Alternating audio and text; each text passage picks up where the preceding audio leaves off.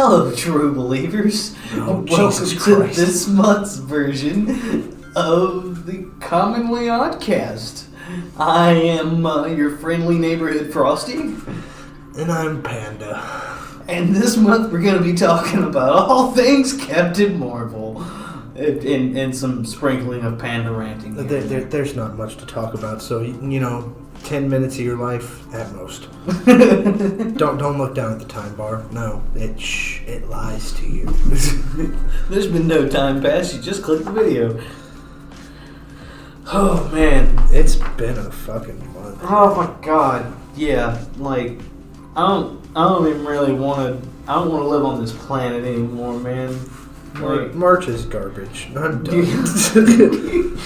I mean, the back half of February seen, Riot Games censoring players and memes. I mean, just, Like, oh, golly gee whiz, just go ahead and build up all my excitement, please. but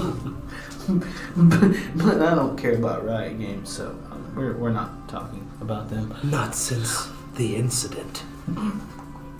They nerfed my favorite character, and I don't like them anymore. They just never did anything to actually police their own system and, just let the community continue to be as toxic as absolutely possible. And, yeah. Yeah, that's a thing. It is definitely a thing.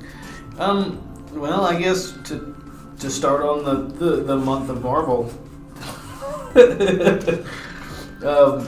we've seen the release of the new Spider-Man trailer, and it was awesome and amazing. And why Mysterio appears without his helmet on is baffling to me, but it's not really a bad thing, I don't think. I'm really trying to avoid this negative press as much as possible because I'm not happy with Captain Marvel, and I haven't even seen the damn movie yet. Me either, and I don't want to give them my money. I don't mind giving Marvel my money. I don't mind giving Disney my money. I'll give them my money when it's categorized to, to things that I enjoy.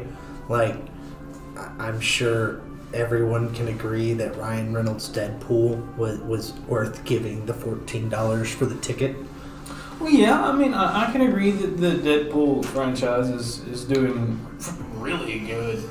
I would love to see another one, and frankly, I think that there's not a better actor for the role in general. I mean, hell, he is now Pikachu, and I'll never be able to look at Pikachu the same again. So, that's a good thing. Where's Peekapoo? I've got him on my shelf. We'll post a photo of that on Twitter. Actually, I saw a Peekapoo. A Peekapoo? A Peekapoo at a con I was at a while back. I think I can fish up that picture for Snips to throw up for anyone who still looks at YouTube videos when they're listening to podcasts. Yeah, that'd be helpful. But as for the shit side of things this month, Captain Marvel has been touted as a mediocre film. It's not bad, but it's not great.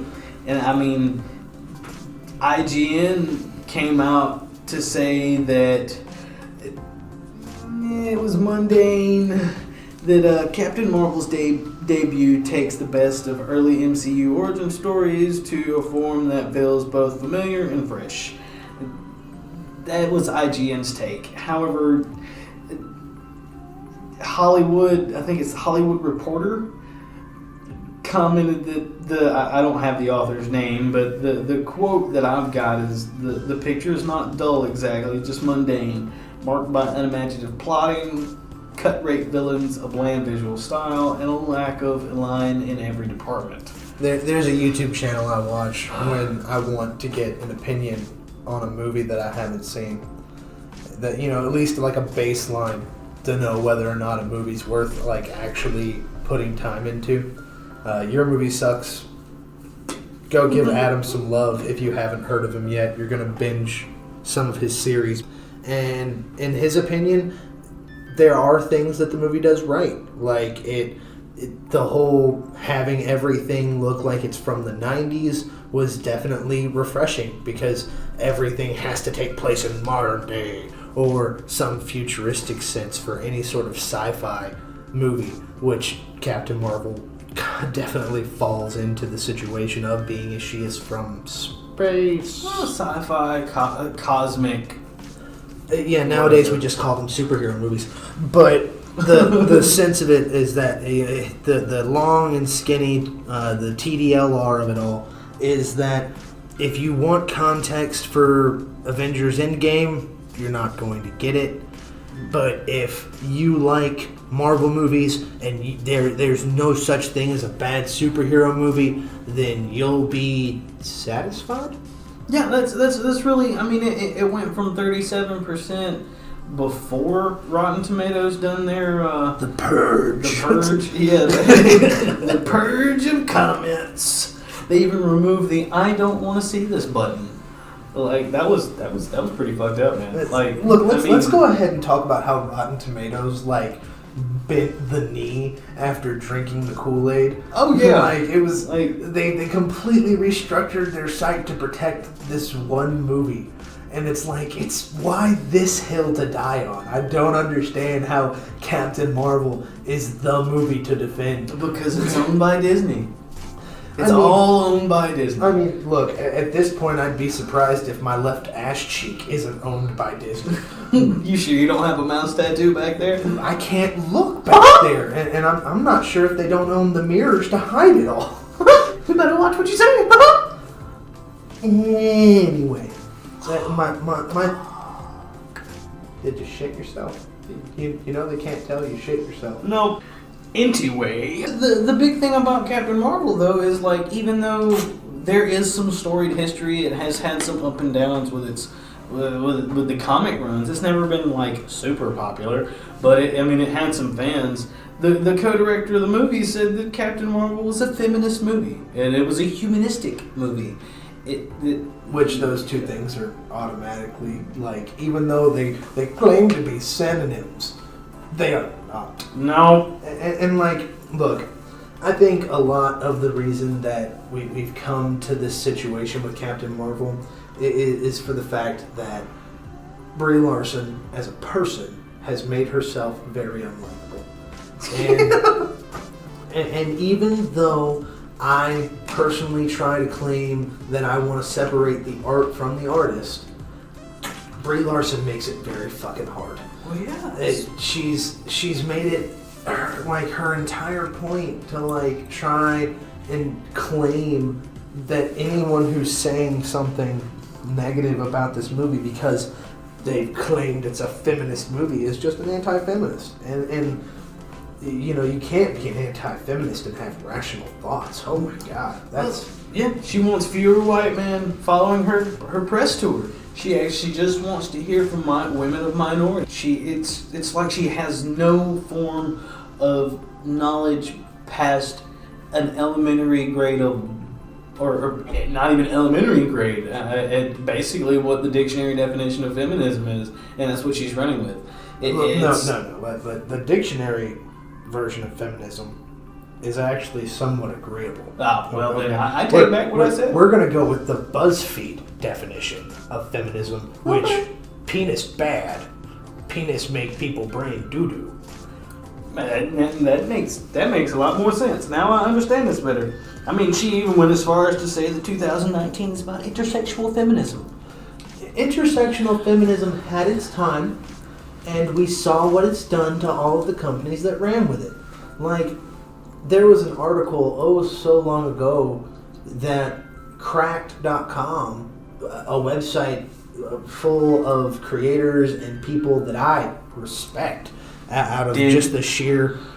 Yes, did, because I don't watch their stuff anymore. It doesn't exist. They vanished. Yeah, and it's they offered a lot of entertainment. After Hours was probably one of my favorite things to go to and listen to because of the conversations on pop culture and a sense of analysis that you don't really put into it most days.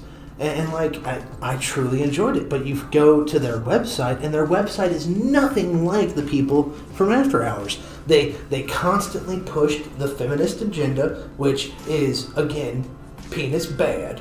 And anyone who says penis isn't bad, it just has internalized misogyny.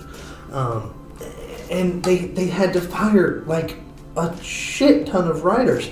I mean, hell, look at BuzzFeed, one of the biggest social commentary, like, enigmas of the past decade, is going in a spiral. They're laying off people left and right. Vox, Vice, all these big publications that follow the whole men bad, white men bad, orange Cheeto Puff most bad. It's not just normal journalism that's firing a lot of people. GOG.com, good old games.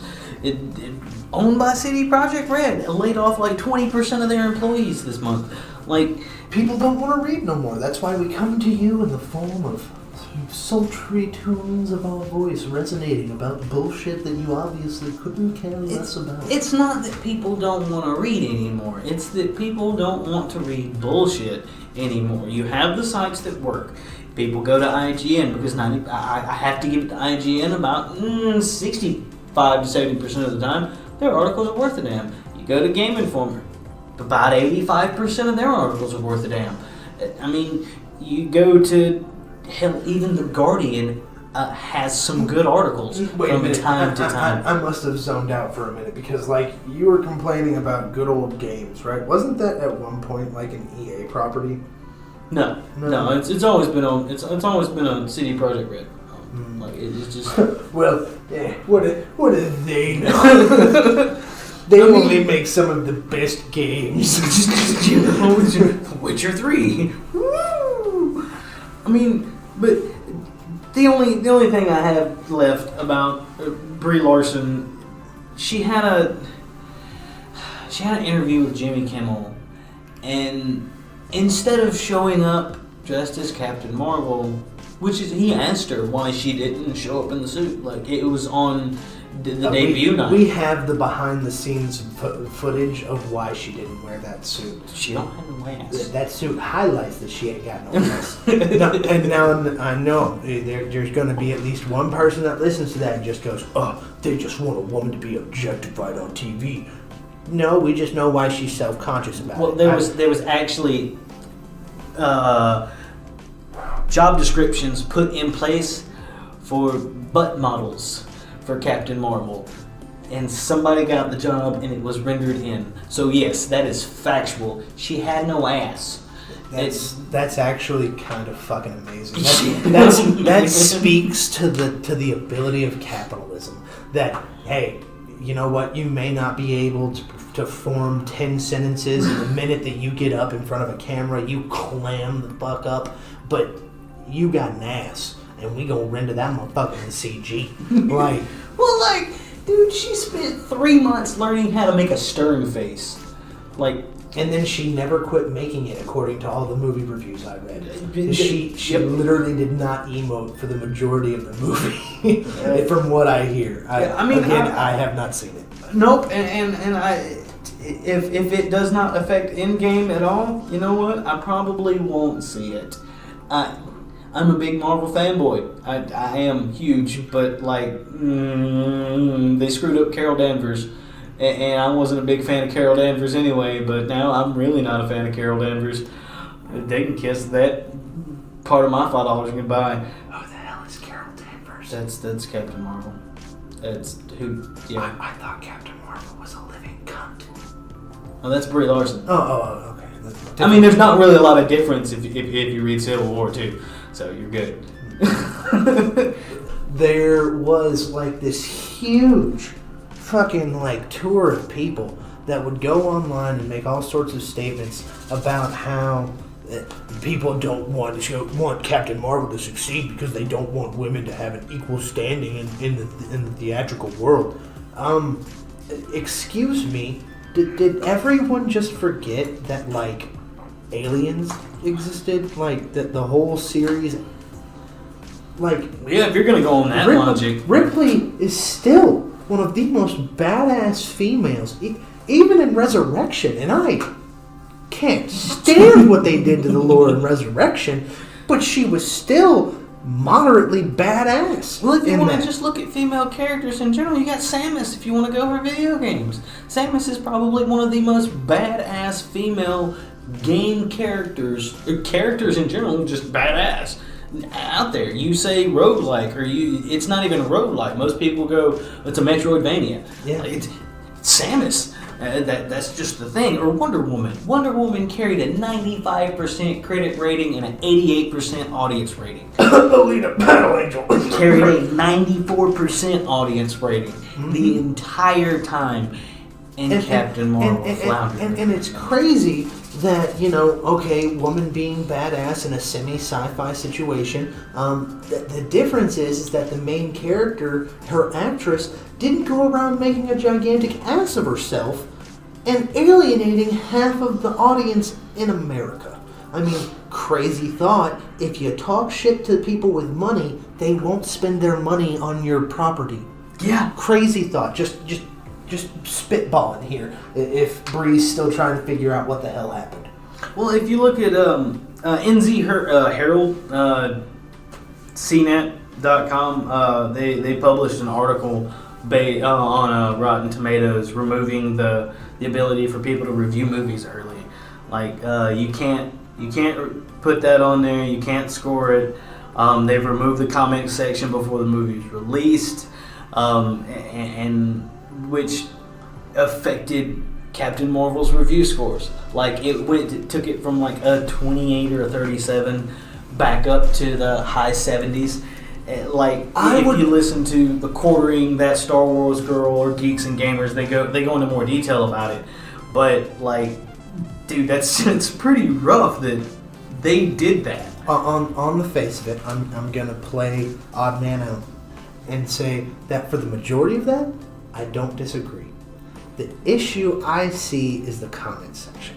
Because, like, that is completely untied to the metric that would then be used to promote, right? If the comment section is allowing people to discuss the movie on the forum, then what exactly is the issue with comments? Now, the being able to rate the movie before it comes out, yeah, I could see where that could pose a problem. That's even if Rotten Tomatoes wanted to verify viewers to say take a snapshot of your ticket to upload with your review before they validated the review and put it onto the website, I'd even be okay with that. Because that still proves that you paid to go see the movie. You don't have to go sit in it. Well, that's great, but when there's theaters that are literally sold out with nobody there, there's a problem. Like there was a theater in I think it was North Carolina, where the manager had all 3 rooms completely sold out and there wasn't nobody there. Like not a person.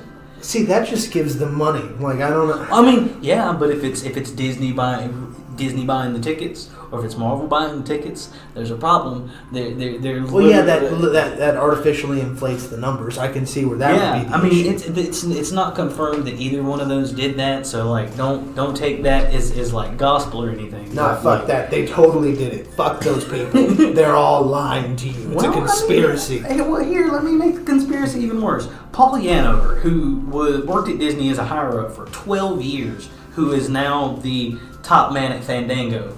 Guess what Fandango owns? Rotten Tomatoes. So, like... This is becoming a whole other, like, a Jeep Pie situation. God, it is. Can we quit playing 15 Degrees of Bacon? You remember that fucking dumbass game? Yeah. But, like... That's the Captain Marvel news. I'm not going to harp on it anymore. Like I said, if you want any more news on it, check out The Quartering and That Star Wars Girl. Like, them two are probably the most, in my opinion, has the best coverage on it. I would say The Quartering's a bit biased, but you get past Jeremy. He's Jeremy. He's special. He definitely has an endearing quality about him because, like, you can tell that when he goes to sit down and talk about stuff, he is speaking his mind. And, like, he's being genuine the majority of the time. It's not, like, it doesn't come off as robotic like he's reading from a script. I can definitely, like, appreciate Jeremy on that level. Yeah. He just needs to know how to pick his battles. I'll speak on that next month. We're gonna leave that one alone. Teaser, doo-doo-doo.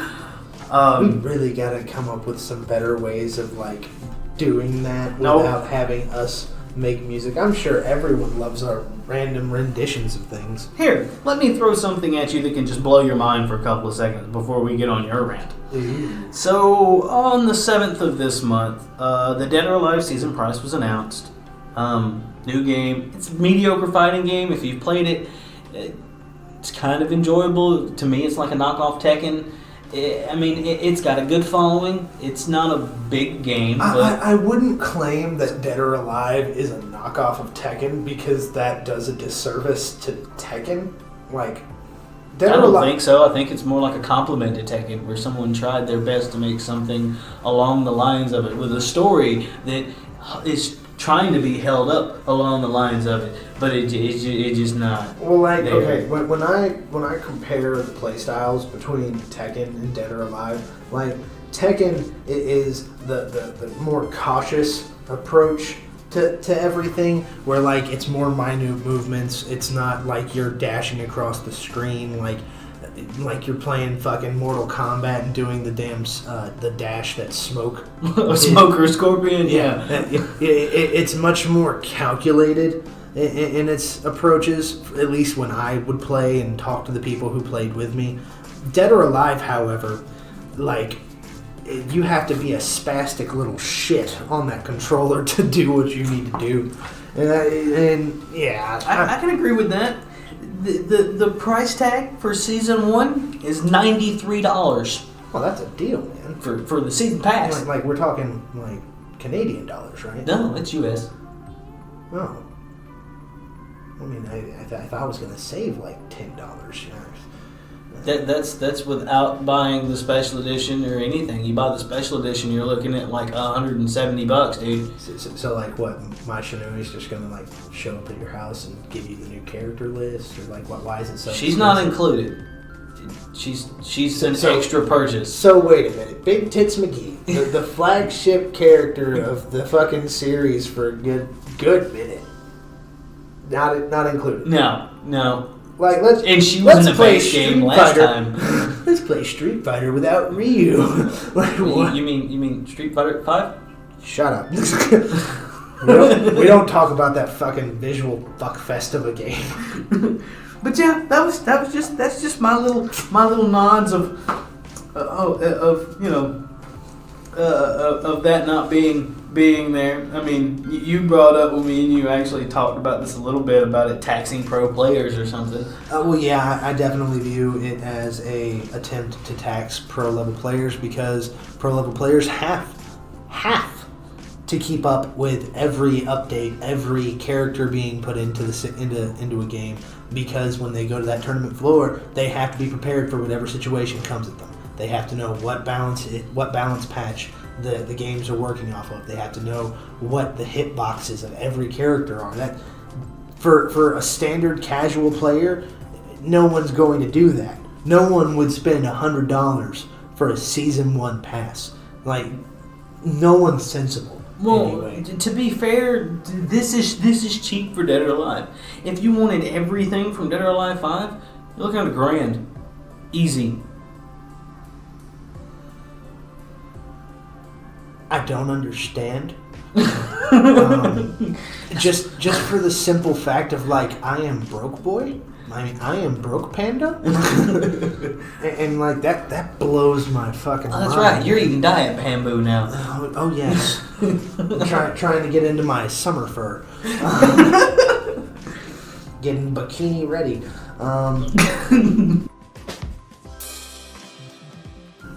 Well, that's my 2 topics for now. I have another, but I'll let you rant for a little bit. Let's play Political Panda's Pandemonium game. Do we want to talk about how the U.S. wasted $30 million, or how somehow we're still trying to ruin PewDiePie's career? I don't know. I think a little of both sounds good. Okay, well, I'll go ahead and dip into how the U.S. wasted $30 million over 2 years. Robert Mueller the man of the hour released the final verdict of the special committee that was looking for Russian collusion in the 2016 election. Wait, that's the guy that sees aliens, right? I mean, I don't know what he does on his free time. I mostly imagine that Robert Mueller, like, just jacks off and, like, defaces the Constitution. Oh. Because So he doesn't have a partner named Scully. I don't think so. Maybe he calls his interns that just to make them, like, regret their decisions in life. But who knows? You know, we're not here to talk about his personal life. We're here to talk about his political life that has wasted taxpayer money. Okay. Wasting taxpayer money. $30 million. Everyone was on board with this investigation to the point that they made the investigation so vague as to look for collusion to Russia within the 2016 election or anything that would therefore implicate towards that goal. Like the whole phrasing of the committee being formed was vague as shit, and pretty much gave him the ability to investigate whatever the hell he wanted to, right? So then let's talk about the fact that 2 years, almost $30 million later, this motherfucker hands out the indictments of Manafort's tax evasion and the 13 Russian agents that are nowhere in the country, and no way for us to get Russia to extradite them. Never will happen in a million years. And what have we come to the conclusion of, Mr. Mueller? Survey says jack shit. So, I mean, great waste of money. I mean, I'm sure some schools probably folded in the time that you've been able to fucking investigate this, that $30 million could have gone to. But, you know, at least you got paid. At least you got to sit on a special seat every day asking the same question to the same people and saying, we're doing God's work. We're bringing justice. You fucking idiot. But, like, to be fair. To be fair to what? Please enlighten me as to what is fair in this world. Okay. You know, I'm going to take a page from your book to be the odd man out here. At the beginning of this investigation, even you were suspicious of what was going on, and to continue being that guy. At the beginning of all this, and even towards kind of the middle of all this, there was room for suspicion because we all know that Trump likes to pretend he's Teddy Roosevelt and swing his dick around. I mean, if you can find it. But he tries to. I mean, he can't even hold a Whopper in both hands. How are you still referencing that fucking commercial from Because like 5 it's years ago? so good. Snips, I demand that it be on the screen. What if I hold it for you? The double cheeseburger, 30% more. But he had viable reasons. Should it have cost $30 million? No. Should it have not. taken 2 years? God, no. Absolutely not. No. Because everyone had already found that when Facebook released the analytics, right? Because a lot of people were saying that, we saw a whole bunch of Trump ads on the days of the election. Okay, well, the ads that were bought in a targeted campaign were bought from outside of the country. And we can't dictate what other people are going to do. You can't. Did Trump do it? No. Someone else outside of the country did so. At every turn, whenever they tried to come up with a new revelation that would be the bombshell of the case, it always fell flat. Like, every time they brought up new evidence or they had a new lead, like when they tried to bring up Cambridge Analytica, big surprise, big technology's keeping track of the things you click on. My God, it's almost like if you don't have to pay for anything, that there might be some shady shit going on. I mean, who would have thought? But like, it'll cost Zuckerberg to drink a glass of water. But like, you know,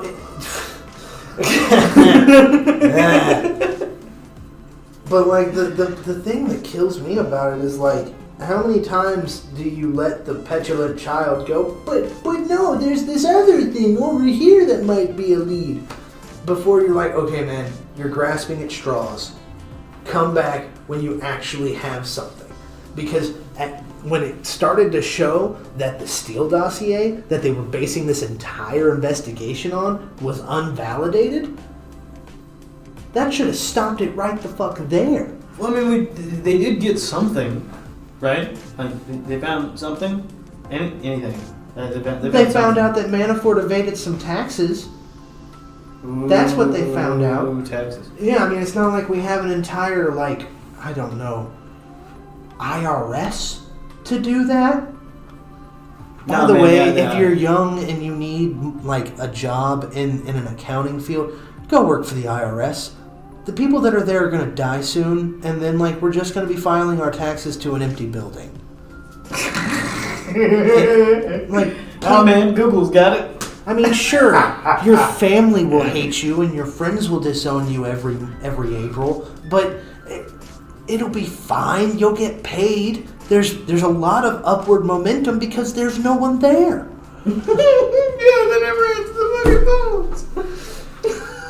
But like, you know, they constantly came up, like, when Nunes, right? David Nunes, he was one of the main people, one of the Republicans that was on the special committee. Oh, that there's got, a special committee. Well, that's what Moore's... you need was the word you're looking for. Oh, whatever. It's okay to say it, we're both retarded. So, when Nunes found that the warrants that were used to monitor Trump's campaign and people who were associated with the campaign were filed improperly, like they didn't follow the rules. The rule is when you file for that, when you file for the warrant to monitor people through the Patriot Act, through the FISA court, right? You have to have multiple forms of evidence that say that there's reason to suspect that they're colluding with foreign espionage agents, right? Fair. The sole documentation for the first warrant was the Steele dossier, which was unvalidated at the time. Then, take it a step further. Once you get the warrant to actually monitor someone, every 30 days you have to renew that warrant. Otherwise, you know, no one would ever stop monitoring people. And we don't want a surveillance state as much as people might think we do. But in order to renew that, you have to provide evidence that shows, hey, we're making progress on this. Yeah, you have to prove that you found something. That there's something this person's doing that makes you think that there's more to investigate. He was wiping his ass with just corners, wasn't he? That, I mean, weird, Oops, yes. all corners.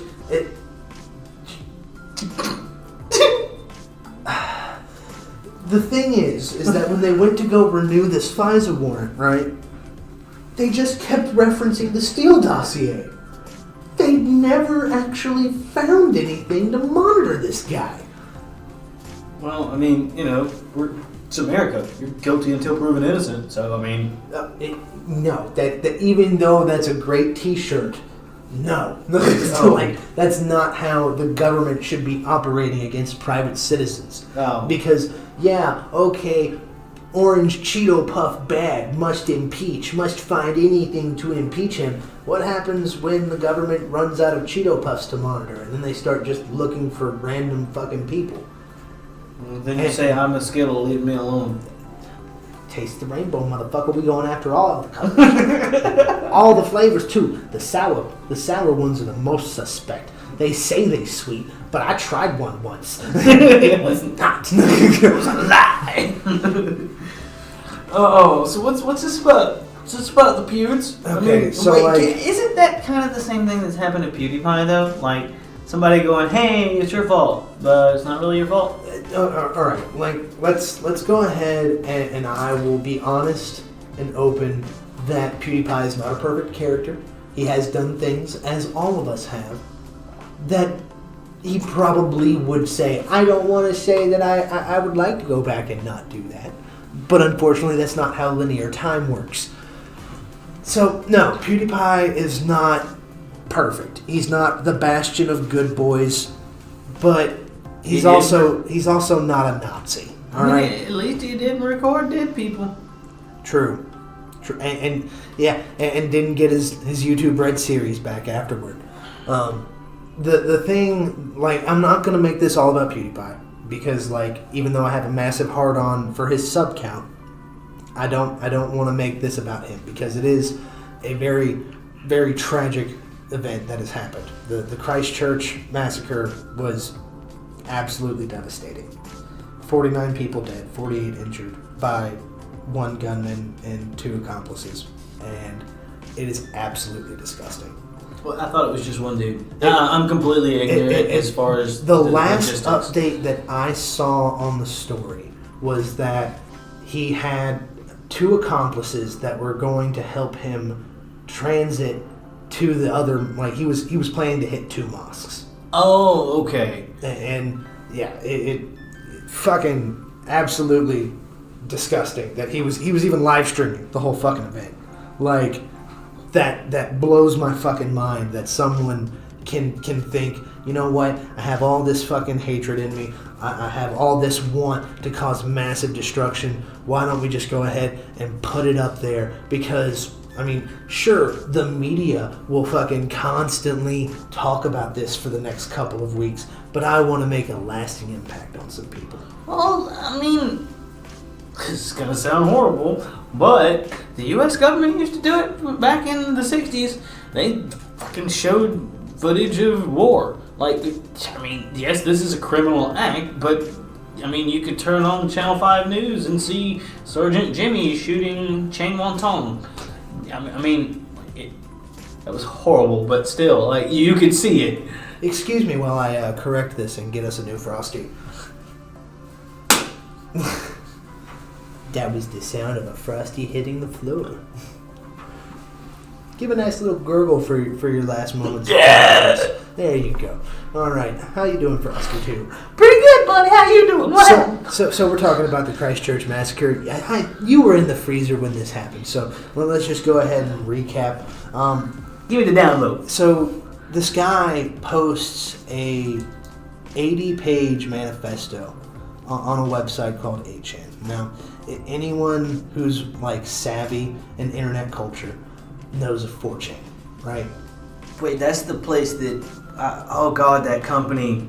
Oh, was it CD Projekt Red or was it? No, it was. There was another company. No, it was No, it was Guerrilla Games that held that press conference on there and answered questions on 8chan. Yeah, some Oh God, some company posted. You should look that up real quick. Yeah, I will. Go ahead with your PewDiePie. It's not. I mean, about not PewDiePie. Sorry, I'm sorry. That's where. Damn it, Frosty 2. That's what I remember because of the freezer. So, like, this guy posted an 80-page manifesto, basically, like, incoherent drivel from what I've heard of people talking about it. Like, because I don't want to give the place where this guy posted this shit traffic, we're not going to link to it. We're not going to try and show you any of it that can be found, because it can be. The guy calls out literally every controversial person he possibly can and claims that they're his inspiration for this, and like constantly talks about how he wants to sow division and like this whole basically pitting the world against itself with this act. And like the motherfucker accomplished it. Every fucking news station was talking about this. Every online journalist was pointing to the fact that the guy said sub to PewDiePie during his live stream. Which, it blows my mind that such a loose connection can be used to attempt to crucify somebody online. Like, if one of you, my oddlings, if one of you decided to go out and butcher people, and you said, well, it's all because Panda hates people. He says it all the time. I'm just trying to help Panda. I would look into this microphone that I'm recording right now with such a fierce look of derision and ask, are you just broken on the inside? Is that why? I'm not responsible for what you do as an individual, oddly. Like, I I want you to live your life however you choose to live it. Do I want you to go out and hurt people in my name? Well, maybe some people, but not. I would never say it.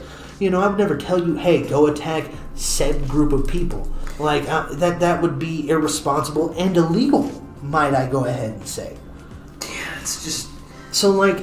Stupid. Stupid. It leads to the whole conversation of, are online creators responsible for their fans? No. I mean, you see this a lot. I saw this a lot in the early online discourse of Gamergate, right?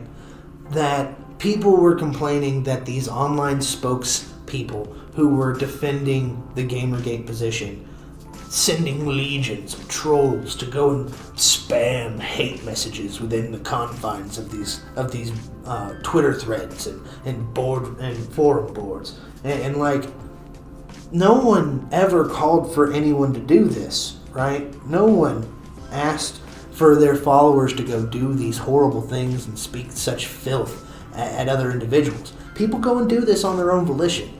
We're all individuals. We all have the ability to choose to do stuff. And I choose to say that this guy was already sick when he decided to go do this. Watching a PewDiePie video about memes did not urge him to hate Muslims. Well, I mean, this conversation has been had numerous times. If you look at Columbine was blamed on video games. I mean... I thought it was blamed on Marilyn Manson. Oh, wait, yeah, Columbine was Marilyn Manson. It was the next shooting that was... When the video game conference comments started coming up. Yeah, it was GTA that was the next one. But, like, this is... And I don't say this to demean the severity of what happened to these people, but like, this is an old conversation. Like, we've had it, we're done with it. It's the person's fault. It's not the creator's fault. There's been plenty of studies that show that, and I'm having to go off the video game logic here, that the game doesn't affect how the individual thinks. Now, it can be argued that I guess content creator would be the best thing here, can affect an individual's thought process. A person's speech and how they approach a situation and a topic can affect how individuals think. I mean, if you look how we formulate thought in general, it's how it happens. If you click subscribe on our video, apparently there's something that we've said that you agree with. If you have listened to 500 of PewDiePie's videos, there is something in there that you enjoy, that clicks with you. Now, is it PewDiePie's fault that this person done this? No, it's not. It is their fault. Well, I mean, this dude in his manifesto talked about wanting a white ethno-state, but then he listed Candace Owens as one of his big inspirations. Who is that? She's a black woman. Oh! So how do you say that, I only value what white people can provide to society, but that black woman over there, she gets it. Like that, the whole thing reads like a horrible fan fiction, missing all of the points that he's trying to make. The man was delusional. Yeah, I definitely agree with that. The fact that he thought that whatever he was doing in this time period of devastation was justified proves that he was delusional. Because no well-rounded individual says ending 49 lives is a good day. Especially when you're not a soldier fighting for freedom or a person fighting for their life. Like, if you're just a regular Joe, no one should fucking think that I'm just gonna mow down people and think that that's totally justified and makes them a hero. And the fact that the press, I'm actually proud this time because the press focused on all of the victims. I've not heard this man's name yet. Yeah, I haven't either. And I know there were some people that was like, I think there were some people that got in trouble because the video appeared like on their site or some shit. Am I correct on that? I didn't hear any of that. I remember somebody got in trouble. I remember seeing YouTube put out a tweet that they are that they were doubling an effort to remove any evidence of the shooting from the website. Okay, that must have been what it was then. That even if someone was doing a video and they were watching it, that video would be deleted. Because this shit's irreprehensible. That's a word. Right? Reprehensible. Reprehensible. Ah, you're smarter than last, Frosty. I had a little more time to freeze up. Mm-hmm. And he was getting a little melty. My heart goes out to these people, and there's been all sorts of charity events and GoFundMes to get these victims and their families some sort of, I don't want to try and say it's compensation, but comfort in this time. No one should have to fear for their life. And the thing that I've seen come out of this that is absolutely ridiculous to me is that New Zealand has made knee-jerk reactions and is their prime minister was talking about making semi-automatic firearms illegal. Now, I don't know how our listeners know about guns, but 90% of guns that can be obtained by people legally, well, hell, even illegally, are semi-automatic to automatic, right? It is very rare in any sense for anyone to say, oh, well, this gun only shoots one round and then I have to go through a whole reload? Well, that's absolutely practical. I'd love one. Hell, make it 50. Because then I don't have to reload it. I can just shoot each gun. And so you're basically talking about a very complicated subject because, as we've seen in America, talking about gun control can be difficult. Difficult? That's a hard pill to swallow. That's because it's a lie. It's absolutely fucking impossible nowadays to talk about gun control. You're right. It's a suppository. It's a suppository the size of a cantaloupe.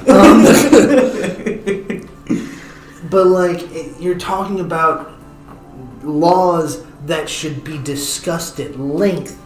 And this person is talking about doing a broad sweep of making a whole bunch of people who are law-abiding citizens when they own guns are now going to be considered criminals for simply possessing something that was their legal right a month and a half ago.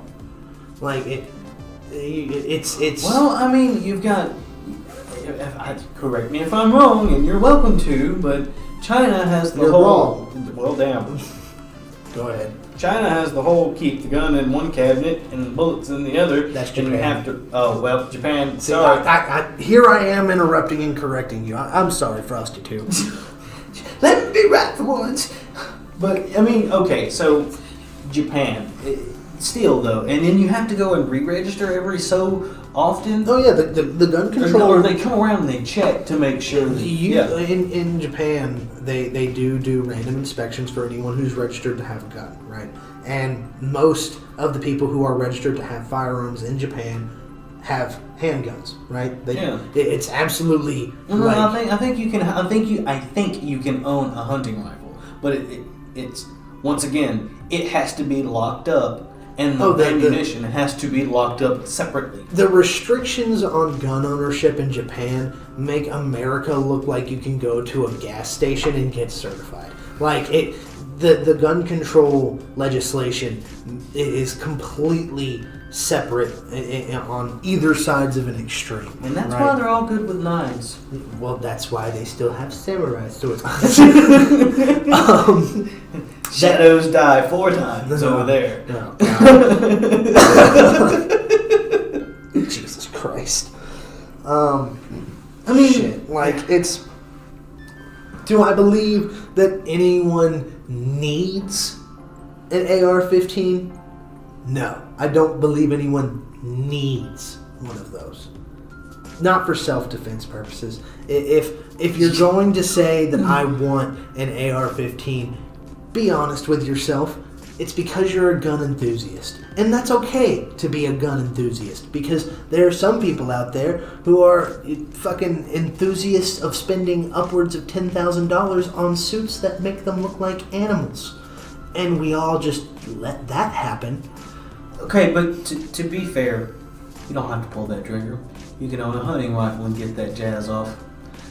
You can have your model version that'll shoot a pellet. You can buy a sex robot too that looks like a superstar. It's not having sex with a superstar though. You know what? Not that tells anything about my personal preclusions. I mean, I'm kind of stunned, Panda. I thought you were interested in other pandas and not the panda wall. What? I don't have a ling sex robot. You can't prove that.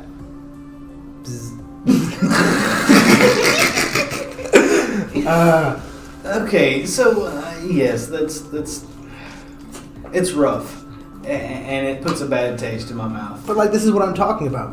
We've been talking about this for maybe 5-6 minutes, and we scratched the surface. This person took a couple of days to make the decision to say that, oh, this is going to be an initiative that I fight for, that has huge ramifications on millions of people. Millions of people. Right, New Zealand has like millions of people on it. It is a big island, right? I've never been there. All I can see it is on like a globe. There's like 12 people. Just the 12. Well, how the hell did 49 die? Did they ship them in? Like I said, shadows die 4 times. What goddamn? That must have been very painful for them. Joking aside, though, I agree. There needs to be more time, but you're talking about a rapid wipeout of a large amount of people when, what was it, 2 years ago now? That dude in LA just poked out of a window and mowed down 20, 30 people? That was Las Vegas. Yeah. That fucking... And America's like, well, we should probably talk about this issue. Well, like we also... but see, the thing is, though, is that all of these issues, because they deal with people, we all have to take account of what frames someone doing this, right? The person did the bad, all right? We punish them. That is the recompense that law dictates. But you can only punish someone so far. We can't hang the guy by his toes and beat him to an inch of his life every day. We can either lock him in a cell and say bad man done bad, or we can stick him up beside of a wall and go bad man gets shot. And that's the end of it. Like that's where the buck stops. And with the Las Vegas shooting, a lot of regulations came out against the bump stocks that the guy was using, which is the mechanism that allows a person to increase the fire rate of their semi-automatic rifle. There became a larger recommendation of people being aware of what the gun culture is. Okay, and that didn't happen after Columbine? Like, I'm sorry, dude, there's been enough of these incidents where New Zealand's tragedy is something that we should have saw 15, 20 years ago. The fact that we don't make people take a psychological test before they own a weapon, and that we don't have some form of check and balance in place on weapons other than pay $72 to get your carrier license, it is mind-blowing at this point in our day and age. I mean, I grew up in a house with a father that he's got several weapons in the house, and he's a hunter. I mean, most of backwoods America owns some form of rifle. I mean, hell, back in World War II, even the general that attacked us said that we were a sleeping giant, and then it was crazy to attack America. You don't invade America. I mean, that's just because everybody's loaded. To attack the thought process that you're going for, right? That this has happened to a certain amount of a point that we should have these thoughts innately.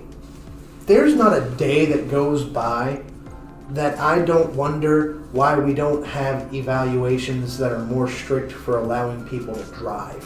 Okay, cars are much more commonplace than guns, and they kill more people. Where's the conversation of car control? I mean, other than Elon Musk making self-driving cars, What are we doing to fix the bad driver problem? Now let's trust the guy with the flamethrower. I would. You just want one. Well, shut up. I mean, it may cook the bamboo faster, but that's not. I want to fire roast my bamboo with Elon Musk's flamethrower. You shut your mouth. That's the kind of success I want out of this podcast. I want a fucking flamethrower. Then I can defend my pen from those pesky children that throw popcorn at me. Just eat a snow cone. Okay. Hey, Frosty too. Frosty too. Oh wait, you're not dead yet. Stop. Alright, so anyway, to move on from that somber note, fuck the guy that did such a horrible act and destroyed people's lives, both literally and the collateral of the peoples who were connected to the people who passed on that horrible occasion. Hear, hear. Fuck him. Fuck the person that helped him, and fuck anybody who says the guy had a point. Yeah. Violence to that degree, in any shape or form of ending another person's life just because you don't see eye to eye with them, does not move anywhere towards forward in society. Nope. The fact that you can't compliment or even give a single thought in opposition to those people, you want to just immediately go to violence. I hate to be the guy to say this, but like, it's bad when you have KKK members and white supremacist people who are more docile than radicals. Like, and these people have literal hate for large majorities of people, and they're more docile. It's really sad to think that we have to fear the normal guy standing on the street and not the hate-filled group that's standing over there protesting. Well, yeah, because you know where the KKK stand. They've made it very clear where they stand. The guy. But that's fucked up, you know. That's really fucked up. I completely agree, but like, you look at the situation of like, look at every documentary of every serial killer ever, right? Listen to the compliments that their neighbors give. Oh, he was the nicest, the most normal person ever. I can hardly imagine him hurting a fly, let alone killing the 15 people that he fucking skinned in his basement. Like, it's the quiet people that you have to worry about. And when we constantly make a world where everyone is guilty of some sort of prejudice and then are vilified without any ability to like defend themselves, the only thing that's left is to make a statement where people can't ignore you and say, well, you're just mad. Like, the guy posted this fucking this damn 80-page drivel, and people were eating it up, and like, just it amazes me that we constantly have to sit here and say, don't kill people. Just stop killing people for no reason. Didn't think I had to write that one down for you. It's fucking mind-boggling.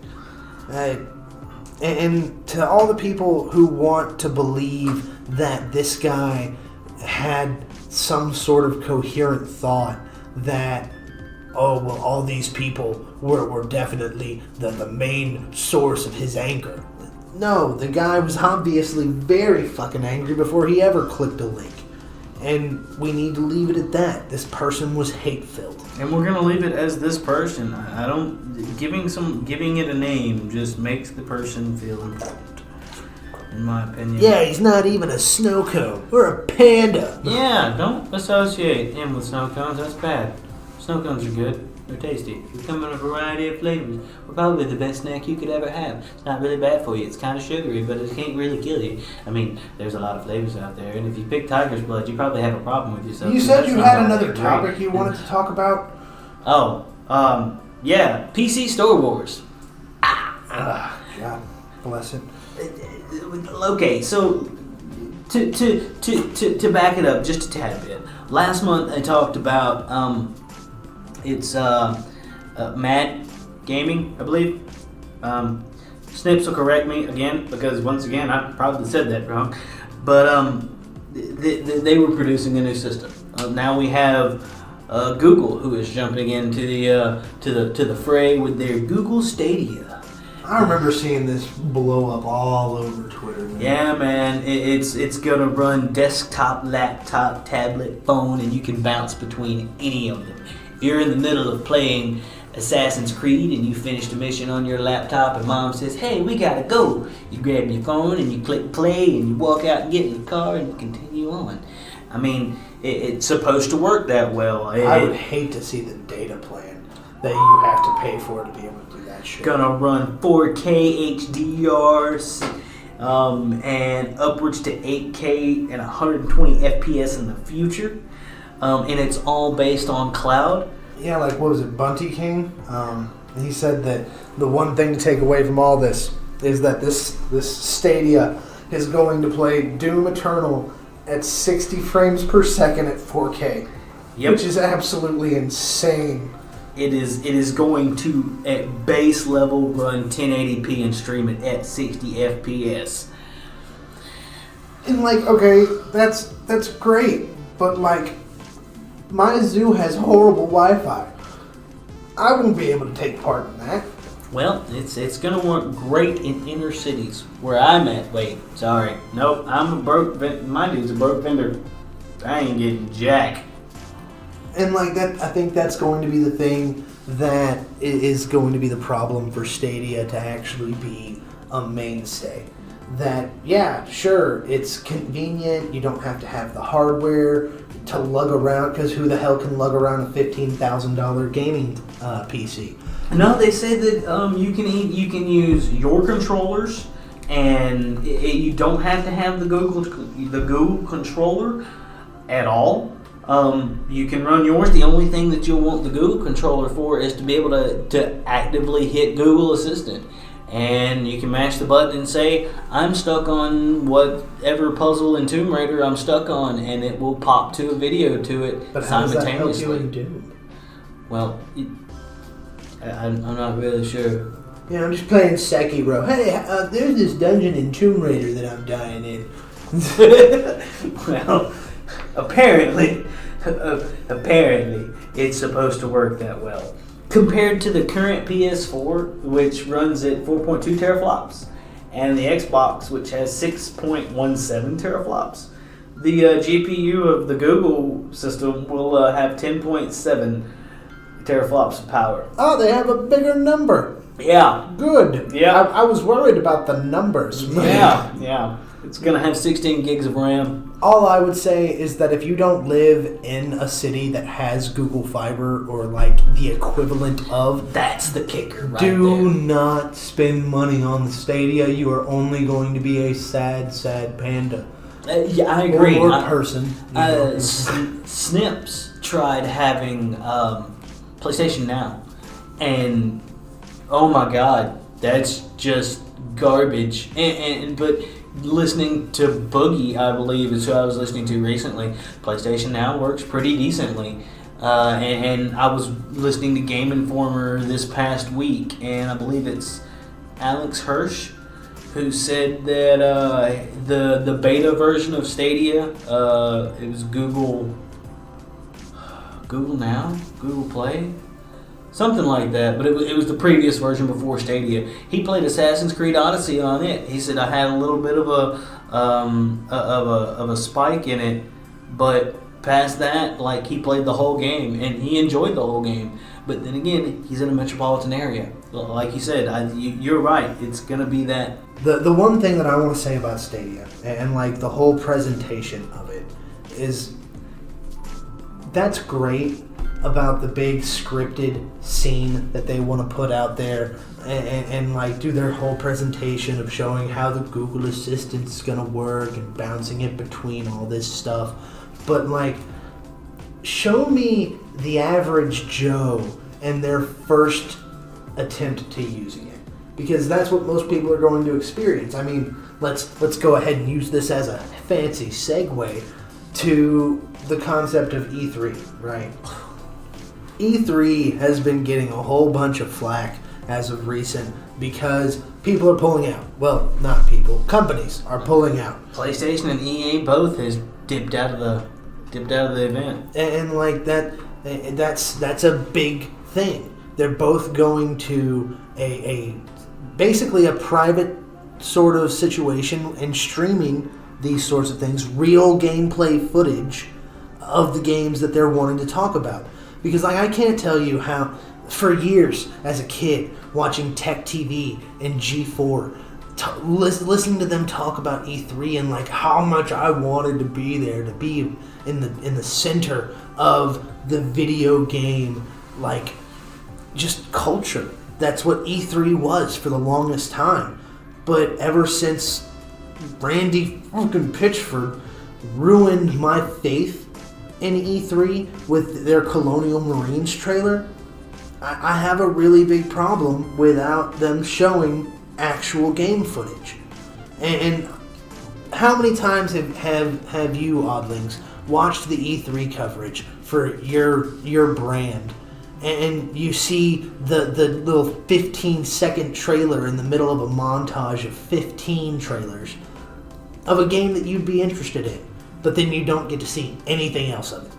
Period. End of story. They only want to talk about the things that bring the big sales. That's what they devote screen time to. Yeah, if it ain't Call of Duty, it ain't on the screen. Well, or if it isn't some stupid nichey little like the Kinect. How much of Xbox's conferences were about the Kinect when it came out? They pushed it so hard that they forgot to talk about the games, which is what people care about. No one wants your fancy fucking webcam. We want to know what games are coming out. Yeah. And so and plus, let's talk about the logistics. These guys have to spend millions of dollars for this hour-and-a-half slot of stage time when they could do something in-house and not have to pay near the amount and can run it as long as they can afford to have the stream up. Oh, okay, but to be fair, with each console generation, we have seen each time they push the boundaries of what graphics, processing it can be, which has pushed technology forward. So with gaming has been a crux of the production of technology, if you think about it. Like, you have the Nintendo and minor PC games, which were text-based adventures, which led to, okay, so how can we do this better? How can we provide a better service? So by these companies making better iteration, PlayStation comes out, okay, we see discs being used for things. What happens 3 years later? We get movies on discs. Then we see better graphics hit discs. We see better graphics hit discs, so then we get Blu-rays. We've seen these innovations through the gaming industry. Look, I'm not going to deny the fact that video games have pushed the boundaries of what computers will do, because video games push the limits of every computer. Yeah. Lord knows that every computer I've ever had has eventually run into a game that makes it cry.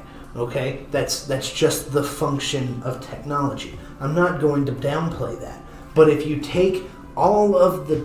if Sony were to say, you know what, we're going to... instead of showcasing the hour-and-a-half long montage of short clip-it trailers to talk about video games, let's go ahead and do a PlayStation conference online through a stream to talk about the video games, and leave the Electronic Entertainment Expo to what it originally was, a showcase of technology.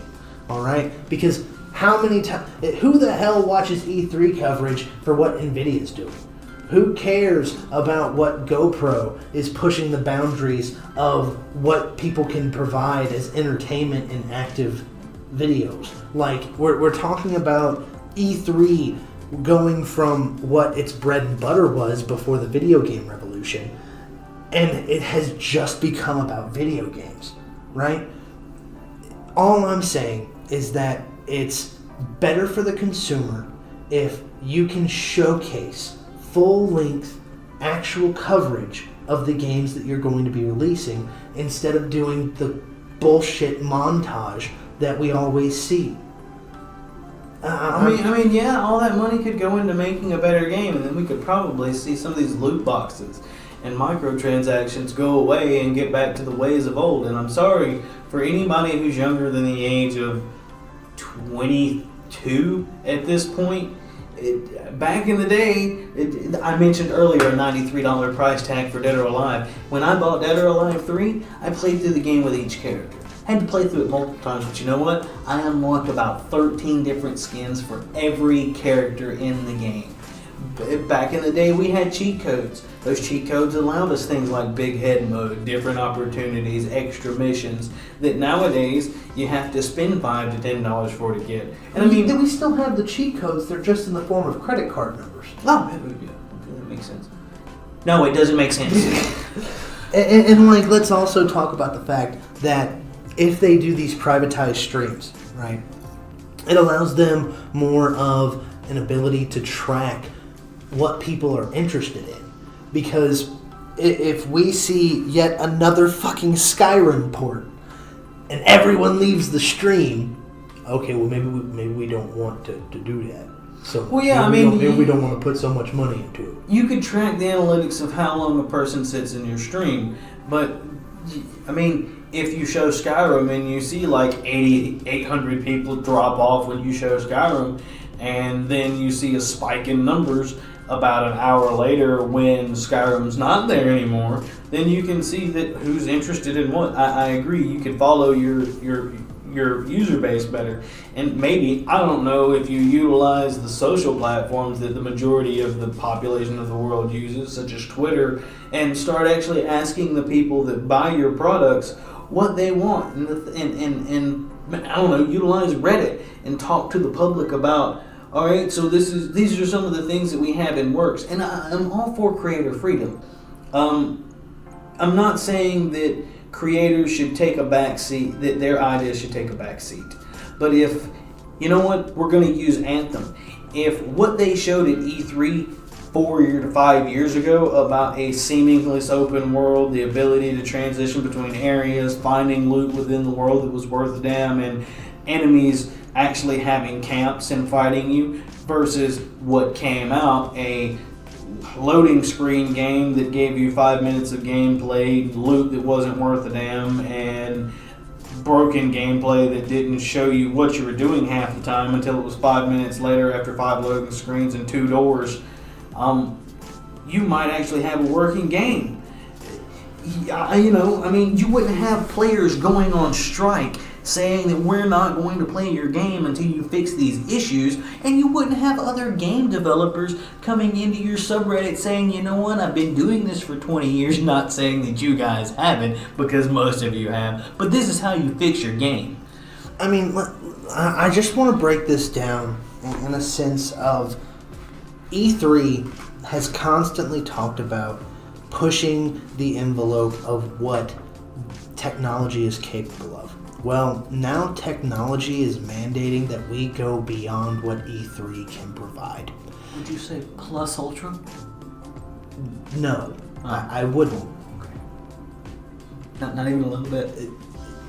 Well, I wouldn't say it like that. I would probably say plus ultra. But E3 is an antiquated way of giving the consumers the information that they want about the technology they care about.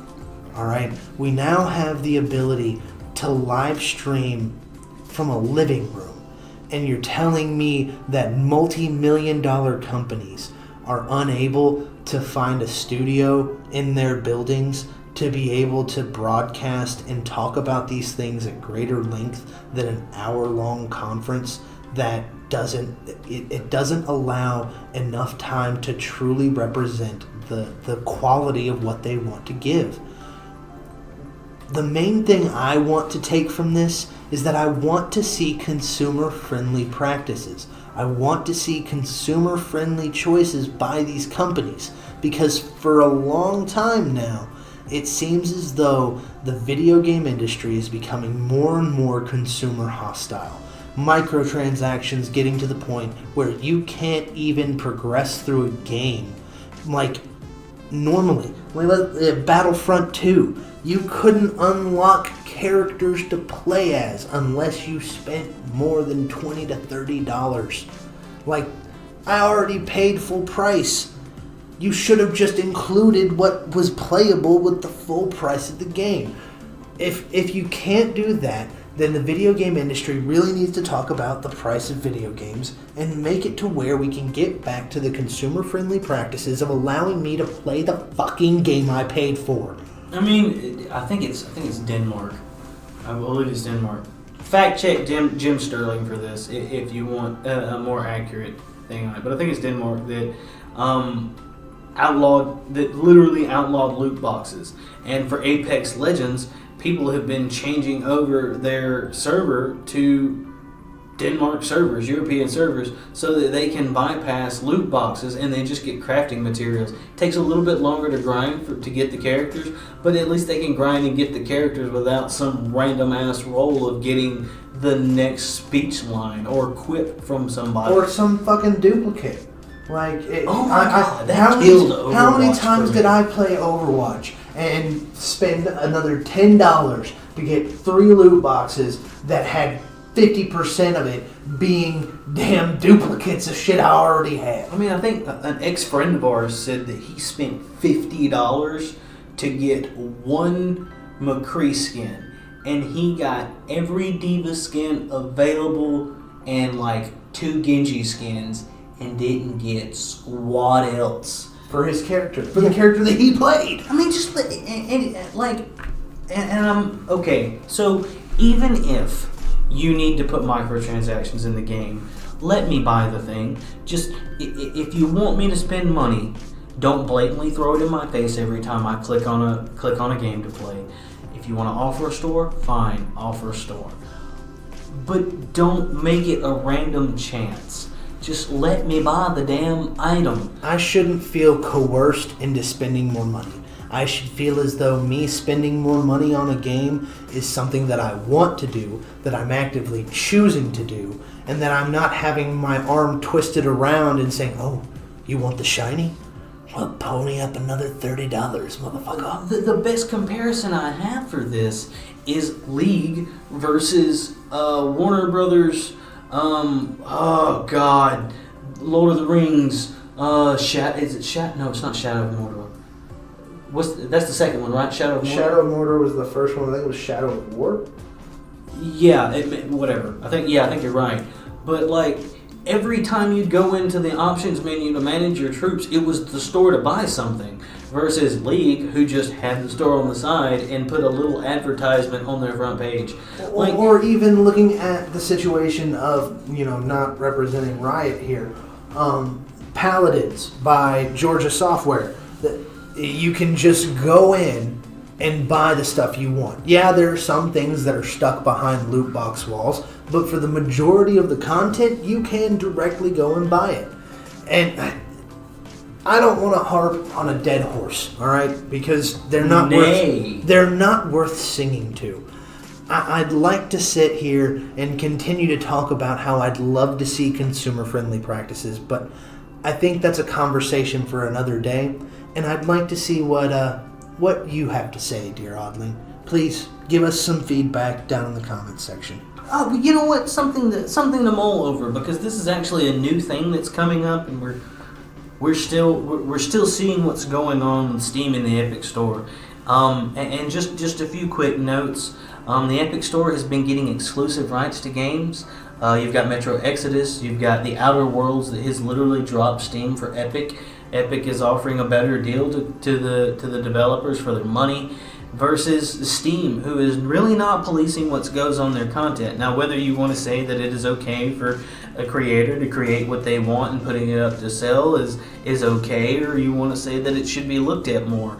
I would like to hear what you have to say on that, and I guarantee you I'll have more information for you next month on Epic versus Steam.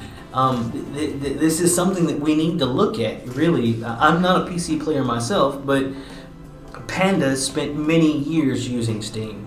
And one of my close friends is currently using Steam a lot. She enjoys being able to sign on at any time with her boyfriend and play the games that they enjoy together. But that is slowly starting to become a thing of the past, with Epic basically saying, we don't put crap on our site. And you know, I hate to say it, but that is a problem with Steam. Jim Sterling has, for years now, spoke out against the garbage on Steam. Mm-hmm. And it does need to be addressed. But that like Panda said, that is for another day, dear Oddlings. And a little sneak preview. We are currently in the works of getting a more shorter format video process together. We want to provide a little more of a bite-sized taste of the Commonly Oddcast so that you can share us around a little easier, dear Oddling. We will work towards that, and we will keep you updated through our Twitters as well as announcements here on the podcast. Unfortunately, the zoo is time restricting me on the time I can spend outside of my cage, so I'm going to have to call it here. I want you to know that you can find me on Twitter at OddlingPanda. And you can talk to me, chat at me, or scream at me at Oddling Frosty. And until next time, stay odd.